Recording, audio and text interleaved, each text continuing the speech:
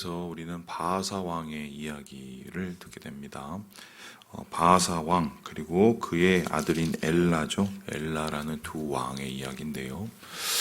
어제 우리가 보았던 이야기를 한번 돌이켜 봅시다. 여로보암 그리고 그의 아들 나답, 그죠? 이들이 망하게 된 이유는 바하사라는 이 사람이 한마디로 반역을 일으켰기 때문이다. 그리고 바하사는 그 여로보암의 집안을 한마디로 몰살시켰는데, 이것은 하나님께서 아히야라는 선지자를 통해서 이미 여로보암에게 예언하신 바와 같다. 그래서 말씀을 온전히 지키지 못하고, 정확하게 말하면 하나님을 배신하였을 때 그도 똑같이 자기의 부하에게 배신을 당하고 파멸당하는 이야기가 여로보암의 가문의 이야기였습니다. 그런데 오늘 이 말씀을 읽어보면 참 흥미롭습니다. 눈을 다시 비비고 살펴볼 정도인데요. 우리가 어제 읽었던 여로보암의 집안 이야기하고 바하사 집안의 이야기가 다른 게 하나도 없습니다. 그냥 요즘으로 따지면 컨트롤 C, 컨트롤 V라고 그러죠. 복사해서 이름만 바꿔서 붙여넣기 한 정도 수준입니다. 이 정도 보면 어떻습니까? 33절에 보니까 24년 동안 왕이 되었는데, 이 왕이 돼서 16절에 보니 선지자 예후가 꾸짖습니다. 16장 1절에 보니까요. 그 꾸짖는 이유가 무엇입니까? 여로보암의 집안을 그 길을 쫓았기 때문이다. 그래서 너만 하나님께 범죄하는 게 아니라 이스라엘 백성들도 마음껏 범죄할 수 있도록 그 죄의 길을 열어놓은 거, 그거 내가 가만히 보지 않겠다라고 말을 합니다. 그리고는 흥미로운 게 33절에 이렇게 얘기합니다. 여로보암의 집 같이 되게 하겠다. 그죠? 그리고는 어떻게 되게 하느냐? 4절에 보니까 바하사에게 속한 모든 자가 죽고, 그리고 개한테 뜯기고 새한테 뜯기고, 이런 잔인한 결말에 대한 이야기를 똑같이 선언을 하시지요. 그리고 나서 어떻게 이어졌습니까? 우리 함께 9절의 말씀을 같이 한번 읽어보도록 하겠습니다. 9절 말씀입니다. 시작. 엘라가 디르사에 있어 왕궁 맡은 자 아르사의 집에서 마시고 취할 때에 그 신하 곧 병거 절반을 통솔한 지휘관 시므리가 왕을 모반하여. 이것도 똑같죠. 여로보암은 죽고 그의 아들 나답 때 여로보암의 일종의 그 부하였던 이 바하사라는 사람이 그를 죽이고 그의 나라를 뒤집었던 것처럼, 이 바하사가 죽고 나서 엘라라는 자기의 아들 때에 새로운 인물이죠. 그의 지휘관 시므리가 한마디로 반역을 하게 되었고요. 그리고는 10절에 보니까요, 쳐 죽이고 왕이 되었다. 그래서 이 때문에 11절에 보니까 바하사의 집안의 사람을 아예 남겨두지 않았다.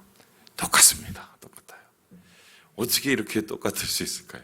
근데 신기한 것은 북이스라엘이 몇 년 동안 역사가 이어졌냐면 한 200여 년 정도, 200년 조금 더 됩니다. 이어지게 되는데, 그러니까 나라가 별로 길지가 않았어요. 길지가 않았는데 그 200년 동안에 왕이 몇 명인지 아십니까, 여러분? 19명입니다.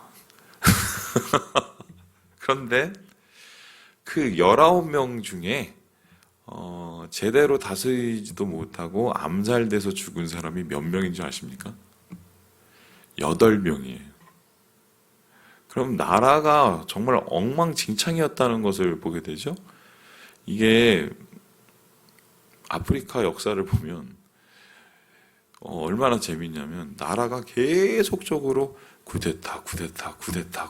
그래서 그냥 그러고 나서 소위 말해서 백성들만 죽어나는 그런 상황인데, 심지어 이제 우간다인가요? 거기에 있는 그 악랄한 그 대통령이 한 명 있었어요. 그 지휘관은 원래 군인이었는데 나라를 이제 사람들 몇 명 모아갖고 총 들고 가서 대통령 궁을 뒤집어 버려서 자기가 대통령이 됐거든요. 네, 이디아민이었나요? 그 사람의 직책이 뭐였냐면 하사관이었습니다. 그러니까 이게 얼마나 웃기냐면 우리 그 박정희 대통령 같은 경우는 여러분 아시겠지만 그래도 뭐 별이 하나였잖아요. 예, 그러니까 뭐 어느 정도 사람들의 그 리더십을 인정할 만큼의 그런 뭐 위치가 되었었다고 한번 쳐본다면 물론 쿠데타는 문제죠. 근데 그 나라가 얼마나 불안정하면 하사관이 자기 친구들 몇 명 들고 일어나서 같이 모아서 청와대죠. 청와대 가서 총 들고 나라를 뒤집을 정도의 그런 무력한 나라가 우간다였습니다. 옛날에. 지금 북이스라엘이 딱 그 모양 그 꼴이었습니다. 나라가 평온치 못하고 계속해서 왕조가 바뀌고 계속해서 전복과 배신과 반역의 역사가 이어지고 결국은 그러다가 완전히 나라가 전체적으로 멸망해버리는 아시리아에 다 끌려가 버리는 이런 비운의 역사가 나타나게 되었는데 그 이야기는 결론적으로 똑같은 일을 반복했기 때문이에요. 이것을 가지고 하향 나선형 구조라고 이야기를 합니다. 그 소리가 뭐냐면 하나님께서 이 사람을 왕으로 택하시고 그 사람이 왕으로 돼서 잘하는 것처럼 보이다가 나중에는 결론적으로 똑같이 전 왕처럼 어떻게 해요? 반역하고 하나님 앞에 죄짓고 이스라엘 백성 죄짓게 만들고 그리고 그 다음 사람들 이렇게 죄짓고 그러면서 점점 더 영적으로나 나라가 기우는 하향 나선형 구조예요. 나사처럼 이렇게 들어가는. 지금 이스라엘의 역사가 그런 식으로 내려앉고 있고 결과적으로 이 바하사라는 사람도 여로보암의 집안처럼 쫄딱 망하고 이스라엘 백성도 덩달아서 함께 이들과 멸망의 길을 자초해버리는 이 이야기가 오늘 우리가 함께 읽은 북이스라엘의 이야기라고 할 수가 있겠습니다. 자, 그렇다면 도대체 왜 이런 멸망의 악순환 그리고 정말 스스로 무덤을 파는 이런 악순환의 길을 그들은 걸어야 됐을까 한번 생각을 해본다면 몇 가지 좀 우리가 눈여겨볼 게 있는데요. 우리 함께 2절의 말씀을 같이 한번 읽어보도록 하겠습니다. 시작. 내가 너를 티끌에서 들어 내 백성 이스라엘 위에 주권자가 되게 하였거늘 내가 여로보암의 길로 행하며 내 백성 이스라엘에게 범죄하게 하여 그들의 죄로 나를 노엽게 하였은즉. 먼저 이 사람은 자기가 능력이 돼서 왕이 된 사람이 아닙니다. 하나님께서 그를 들어 쓰서 주권자가 되게 하셨다라고 얘기합니다. 그런데 그냥 들어 쓰신 게 아니라 티끌에서 들어 쓰셨다. 그러니까 요즘으로 말하면 흙수저였다는 소리죠. 흙수저였던 이 바하사 혹은 뭐 여로보암 이런 사람을 하나님께서 들어 쓰셔서 그를 하나님께서 이스라엘을 이끄는 왕이 되게 하셨는데 그러면 여기에 대해서 경계하고 하나님을 두려워하고 자기의 삶을 굉장히 바르게 살려고 노력을 하기도 참 버거웠을 텐데 오히려 하나님이 가장 싫어하는 반역의 길, 여로보암의 길을 갔기 때문입니다. 어떻게 이렇게 바보 같은 짓을 해? 그런데 사람이 거의 비슷합니다. 뭐를 보면 알까요? 지금 청와대, 지금은 뭐 용산이죠. 올라가 있는 많은 사람들, 그것을 거쳐서 갔던 많은 사람들을 보십시오. 예, 우리나라는 국민이 위대한 나라죠. 왜 그렇습니까?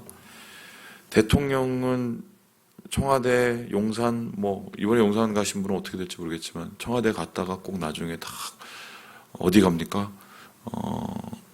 감옥 가고 이런 나라가 몇 명이나 얼마나 되겠어요. 감옥 보낸 것도 참 대단한데 더 대단한 거는 그렇게 리더들이 그 모양 그 꼴의 리더들이 되게 많았음에도 불구하고 나라가 그래도 이렇게 세계 10위 안에 드는 경제권을 가지고 시스템을 갖고 진행되는 거, 이건 내가 볼 땐 국민들의 위대함이에요.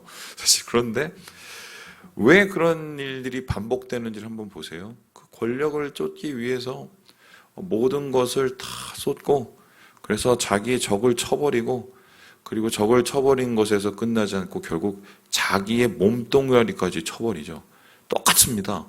여당이든 야당이든 좌든 우든 간에 그 권력을 탐하기 위해서 자기의 권력에 반대되는 사람은 적이든 아군이든 다 쳐버려요. 결과적으로 어떻게 돼요? 혼자 남죠. 혼자 남아서 그것을 잘 감당해내는 것이 아니라 어떻습니까? 자기 마음대로 합니다.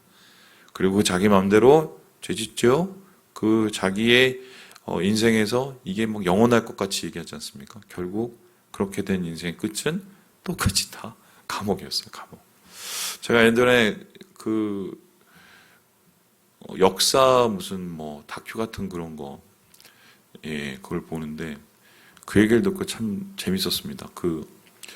우리 노태우 대통령 아시죠? 노태우 대통령.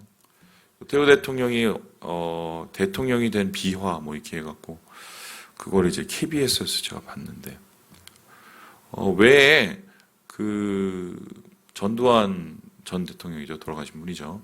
그분이 노태우 대통령을 자기의 뒤를 이어서 대통령을 삼았느냐, 뭐 이 이야기를 이제 서로 역사학자들이 분석을 하는데 뭐 여러 가지 분석이 있지만 결론은 거의 하나였습니다. 뭐냐면 상황 노릇을 하고 싶었대요. 그래서 노태우라는 그 분이 자기 친구이자 동시에 말을 잘 들을 것 같아서 한마디로 좀 연약한 왕을 세워놓고 그리고는 뒤에서 자기가 좌지우지하려고 그렇게 한 건데 나중에 결론적으로는 뒤통수 맞은다고 얘기를 하더라고요. 거기 역사학자들이 뭐 똑같이 얘기하던데 그 권력의 속성이죠. 누구든지 그 자리에 올라가면 유혹을 떨치지 못합니다. 그리고 누구든지 그 자리에 올라가면 정만 보이게 돼요. 그런데 그 자리가 가지는 그 책임감과 부담감과 또 유혹이 그만큼 크겠지만 결론적으로는 그거 감당을 못하면 망하는 게 길입니다. 뭐 대통령의 길만 그러겠습니까? 우리 주위에 있는 소위 말해서 왕의 자리들이 얼마나 많은가요? 또한 우리 삶에서의 왕의 자리는 얼마나 많은가요? 중요한 것은 그것을 하나님이 주신 거라 생각 안 하고 내 거라고 내가 지켜야 된다고 생각을 하면 그때부터 우리는 이들과 똑같은 길을 갈 수 있다는 것을 고민해 봐야 돼요. 두 번째로 마지막으로 우리가 보게 되는 것은 이건데요. 우리 함께 8절의 말씀을 같이 한번 읽어보도록 하겠습니다. 8절의 말씀입니다. 우리 같이 한번 읽어보죠. 시작. 유다의 왕 유다의 아사왕 제26년에 바하사의 바하사의 아들 엘라가 디르사에서 이스라엘의 왕이 되어 2년 동안 그 왕위에 있으니라. 신기한 게 보세요. 여로보암도 아히야로부터 예언을 받은 다음에 바로 망하지 않고 그의 아들 때 망했습니다. 그리고 바하사도 그의 아들 때 망했습니다. 그렇죠? 왜 이렇게 되었을까 한번 생각해 본다면 하나님이 한 번 더 기회를 주신 게 아닌가 싶은데 그러면 여로보암의 아들인 나답이나 혹은 바하사의 아들인 엘라나 기회가 있었습니다. 그러니까 아버지가 저지른 죄 때문에 나라가 망할 상황은 되었지만 사실 아버지에게 내린 그 청천벽력 같은 하나님의 심판의 메시지를 기억하고 또한 그것을 자기의 마음에 담아두어서 경계했다면 아마 이렇게 무너지진 않았을 거예요. 그런데 어떻습니까? 사람은 그래요. 좋은 얘기는 얼마든지 예스, 아멘 하고 잘 받아들입니다. 싫은 얘기, 부담스러운 얘기, 마음에 씁쓸한 얘기는 웬간하면 듣지 않고 덮어두려고 하는 게 그게 인간의 모습이에요. 그런데 사람의 얘기는 그렇게 지나갈 수 있다 치지만 하나님의 말씀, 나의 영혼을 찌르는 하나님의 말씀, 나의 마음을 찌르는 하나님의 말씀, 여러분 그것에 대해서 우리가 그렇게 간과하고 넘어가면 이들과 똑같은 길을 갈 수가 있다는 말입니다. 흥미로운 건 남의 잘못은 그렇게 잘 봅니다. 저 사람은 저게 문제고 저 사람은 저러니까 하나님한테 혼날 수밖에 없고 해석을 너무 잘합니다. 그게 내 얘기가 된다는 건 모릅니다. 인간이 그래요. 귀 담아놓지 않고 마음 담아놓지 않기 때문이에요. 그래서 오늘 이 이야기를 통해서 똑같은 역사를 반복하는 이 바하사 왕의 이야기가 오늘날 우리의 얘기, 우리나라의 얘기, 또한 우리 교회들의 얘기가 되지 않아야 되겠습니다. 기억하시고 경계하시고 귀를 여시고 하나님의 음성을 들으셔서 주님이 원하시는 오늘 하루를 살아내시는 우리 모든 형제 자매들 되시길 주님의 이름으로 축원합니다.